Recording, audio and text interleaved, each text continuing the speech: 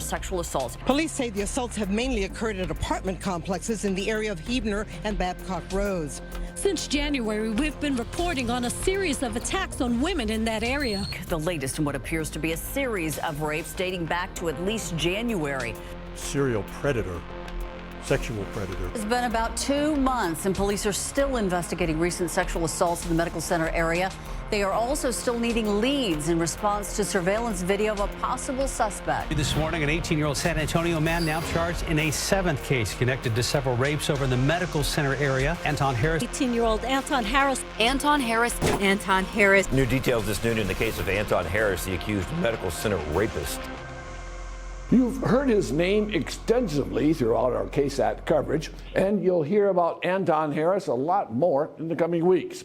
He's accused of terrorizing the medical center area for about 2 years. But it wasn't just the northwest side that was on high alert. The search for the attacker garnered the attention of the entire city. After months on the run, then 17-year-old Anton Harris was arrested on June 8, 2017. As he awaits his fate, we take a look back at how this case has played out so far.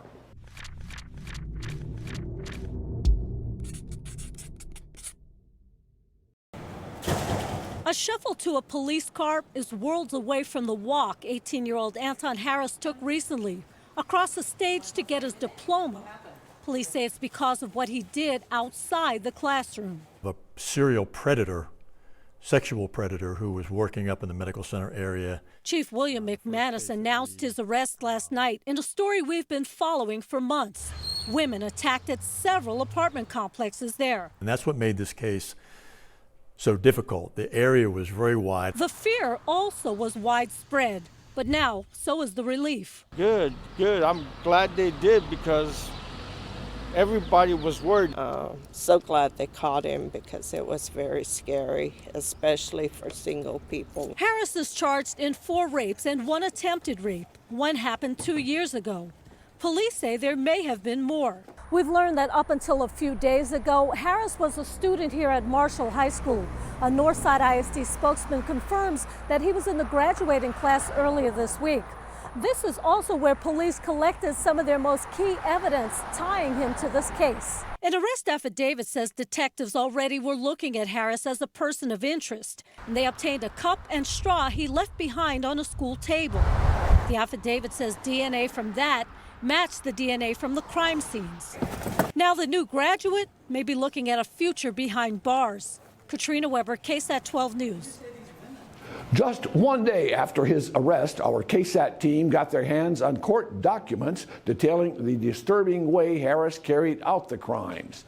Courtney Freeman studied those documents where police say he confessed to some of the assaults. Some were raped, some were robbed, but all were scarred by the attacks. Officers explained in these affidavits during a recorded interview Thursday after his arrest, Anton Harris admits to several of the specific attacks. He confessed he used a knife on May 19th to threaten a woman and ran when a car came. The victim in that case told police she was in her car and someone was trying to open it. When she got out, a man was crouched outside and attacked her with a knife. Over a 22-month period from March of 2015 up to last week, Harris's DNA was linked to 6 assaults at medical center apartment complexes. On June 3, 2016, a woman let her cat out of the apartment and then heard a scratching sound at the door. When she opened it, a man was crouched outside and forced his way in with a knife. He stole cash from her and then raped her. December 22, 2016, a woman heard a series of knocks at her door. She didn't see anyone through the peephole, but eventually opened the door. She says a man in a hoodie and mask forced his way in with a knife, took her cash, and raped her. A similar story just a month later on January 15th. A woman heading into her apartment turned to find a man pointing a gun at her. She was robbed and raped as well. Then just last week, another woman was held at gunpoint walking into her apartment. She says the attacker stole her iPhone and mini iPad and then sexually assaulted her. In yesterday's interview, Harris confessed to using a knife and handgun in the attacks, to having sexually assaulted a woman on May 28th and other women dating back to 2015. In August 2019, Harris went before a judge pleading guilty, hoping to strike a deal that would have sent him to prison for 40 years. Anton Harris, who is accused of threatening and sexually assaulting at least 5 women, with a guilty plea in court today. We came to a plea agreement with the state of Texas. We accepted the plea agreement, and it's going to be up to the judge whether he's going to follow that, and we've been reset for sentencing on August the 20th. I've explained to both parties that I may accept this offer, I may not. The court does have some reservations about if this is enough time, looking at these and face the indictments, the amount of victims that were involved. The decision was left up to Judge Frank Castro, who spoke with the victims who strongly opposed the plea deal. In a rare move, Castro rejected the Harris plea. A big factor in his decision was the fact that Harris initially said that he was innocent in his pre-sentence investigation, and so the trial began. Also in court today, jury selection beginning in the case of the alleged medical center rapist.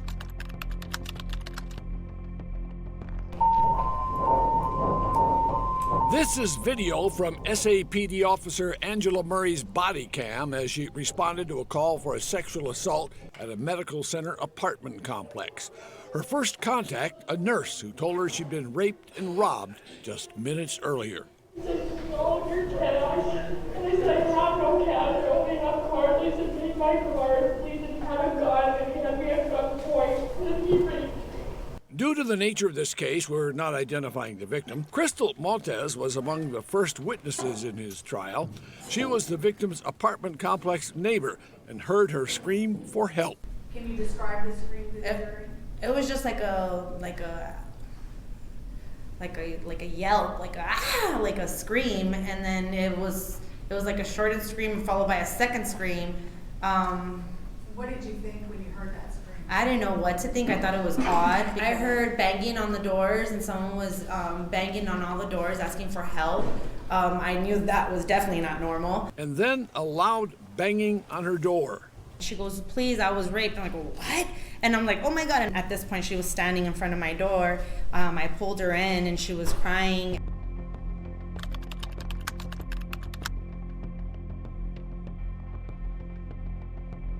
Kimberly Petta's late-night walk with her dog would ultimately give police the break they were looking for as they investigated a series of sexual assaults in the medical center area, according to prosecutors. I saw this male all of a sudden kind of pop out of the big bush that was there. There's also a tree right next to it. And it startled me, and it also startled my dog. What was he wearing? A gray hoodie that looked like it zipped. As she hurried away, Petta said her dog kept barking. So I pulled the dog. My instinct was to pull my dog and get control of my dog. I didn't know what he was doing. Her description matched what another woman reported her attacker was wearing when she was raped while going into her nearby apartment 3 days later.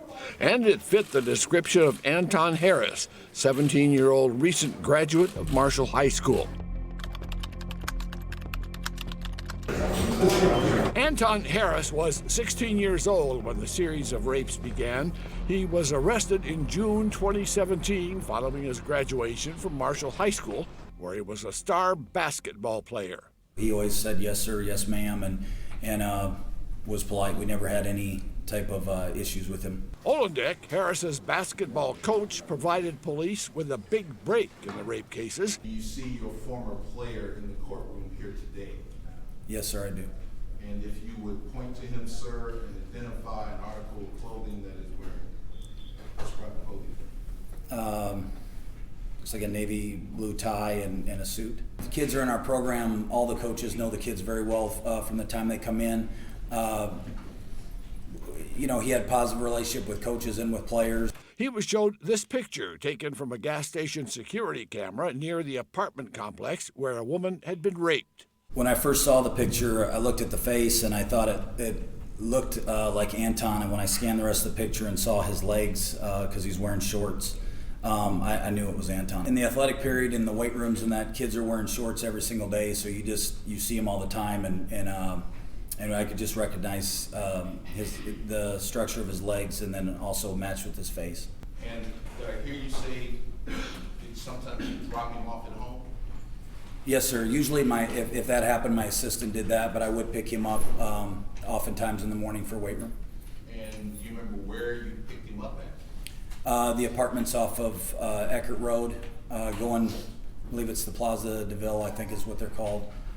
With that identification, detectives obtained a warrant and searched an apartment that Harris shared with his family in the medical center area.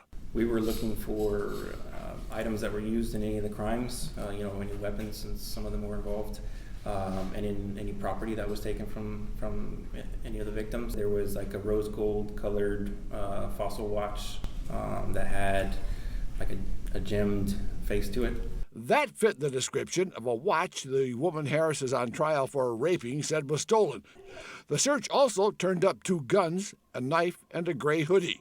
In most of the rapes, the victims reported that they were attacked by a slim African-American male wearing a gray hoodie who brandished either a knife or a pistol. This case is about Jane. It's about what happened to her on May 28th of 2017.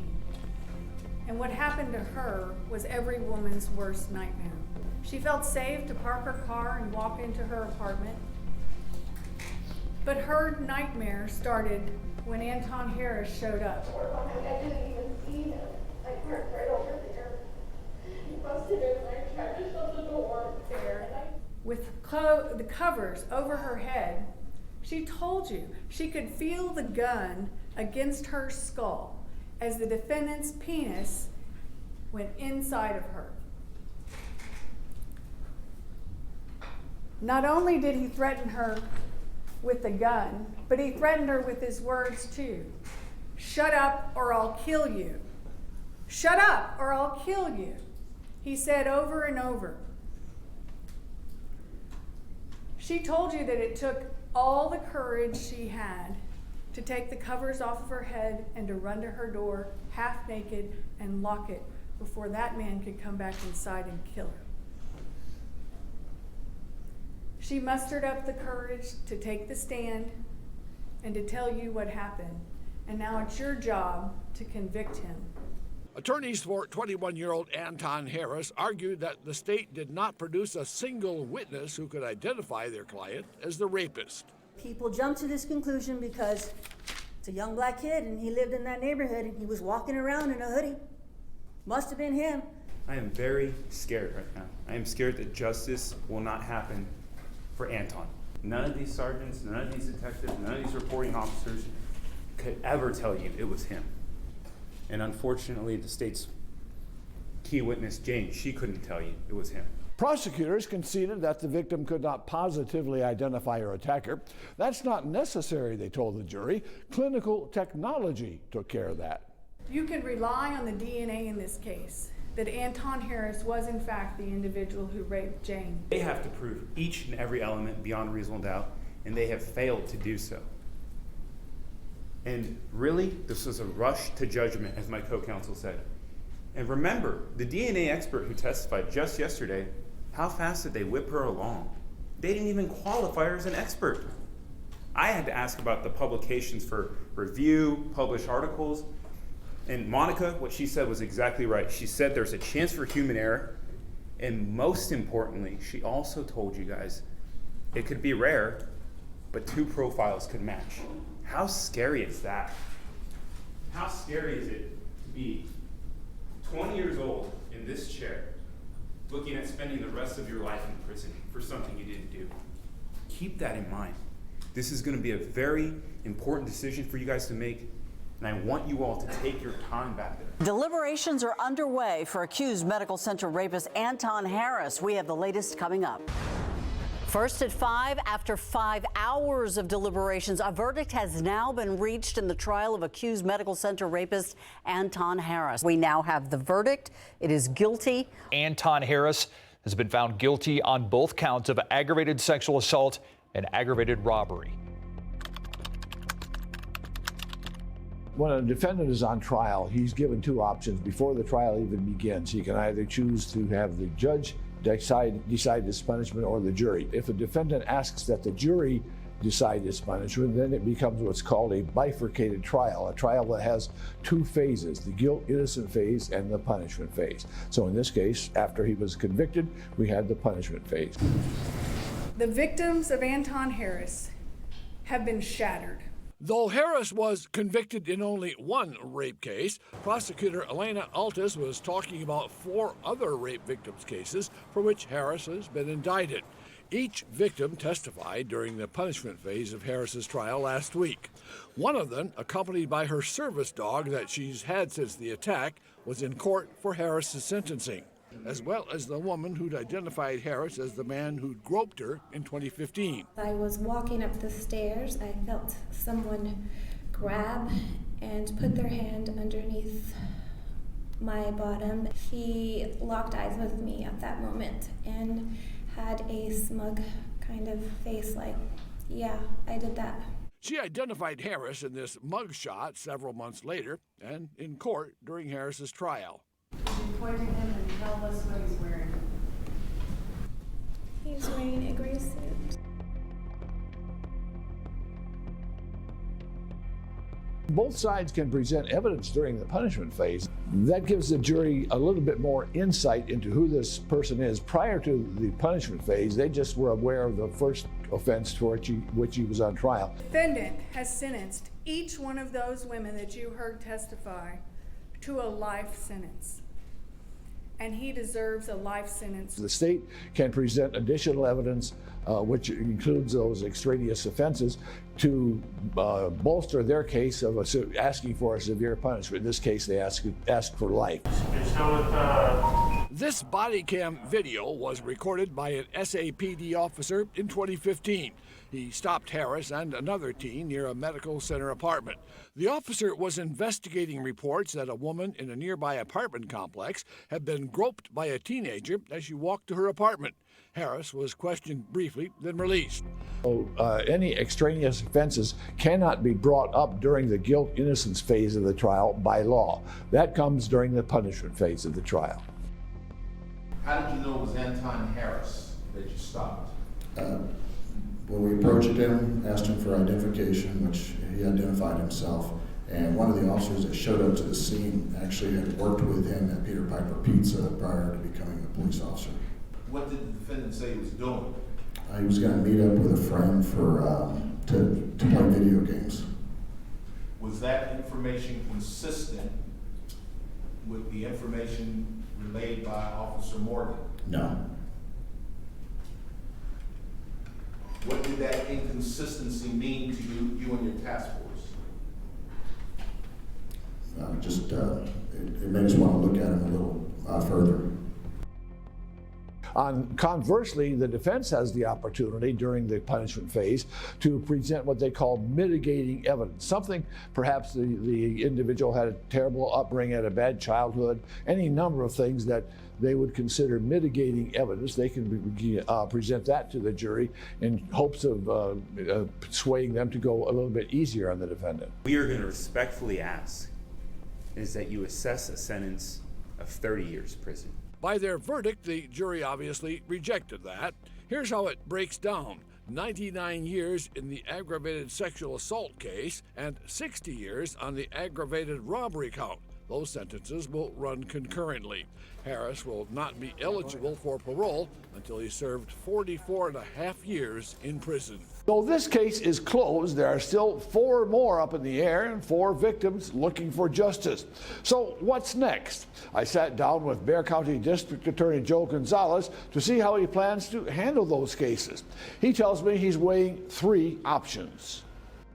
We are going to look at these other cases to see whether or not we need to go forward and go to trial on the rest of them. Assistant DA Darrell Harris was the lead prosecutor in the first case. He said he's ready to go to trial in the others. That's the approach we're going to take, and then we'll make a legally appropriate decision. The second option would be a plea bargain. And we're not going to resolve them with some minimum sentence if we think the right thing to do is to push them to trial. The third option, though not likely according to Gonzalez, would be to dismiss the cases. A key factor in making a decision is the victim's input. For them, since they already told what happened to them as they testified in Harris's trial, a trial would mean another trip to the witness stand. You have to obviously prepare them, but you also don't want to re-victimize them every time you do. Harris recalled what one victim said following Harris's trial as the best case scenario in resolving the cases. I believe one of them summed it up saying is, I did get my power back. I can make that statement that I'm no longer a victim, I'm a survivor. Gonzalez said that he's considering two things before making his next move: the victims themselves and the safety of the public. I'm Paul Venema, and this has been The Backstory.